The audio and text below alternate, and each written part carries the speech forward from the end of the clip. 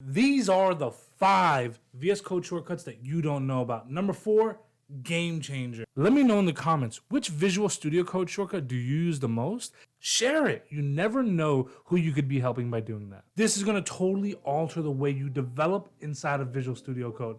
Let's get into this. One of the first things that you need to do when using Visual Studio is actually access our terminal so we can utilize Git and things like that. If you don't know how to use Git, I have a video in the description that will teach you how to utilize Git in Visual Studio Code. Definitely check that out. But the first thing you need to do is control backtick for the terminal. That will give us access to our terminal really easily, and you can make it hide the same way extremely fast. Now that we have this line here on line number 9, we want to make a copy of that. So what we can do here is we can press Alt-Shift down, and that will copy that line beneath it. And we can press Alt-Shift up, and it will duplicate that line above it. So now let's go ahead and remove these 2 lines here. And if we come back here, we need some text in this. We can come here and type lorem, and when you do that, it gives us all this dummy text. We can go back, and if we were to type lorem 10, it would give us exactly 10 words of lorem ipsum text.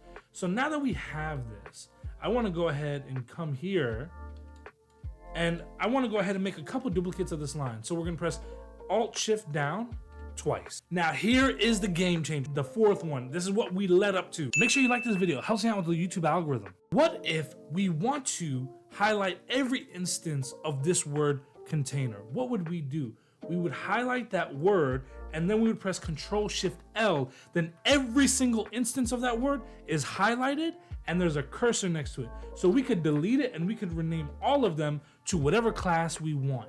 This is the big deal, because especially if you have a big file with hundreds of classes, it's going to be a pain to go into each of them and change them individually. This way, you can hit the specific one you want and change them all together. You can rename them, you can add something to it. For example, let's say you had this class here, you want to make it a container, so you make a container, but you want to add a button class or something to it. Now you can easily do that. Now let's just say we want to use a cursor on multiple lines and multiple locations. Well, one easy way to do that is we just use the Alt button and we click, and it now gives us multiple cursors in multiple places. You can even put them in the same line, and then you can delete, and it all deletes together.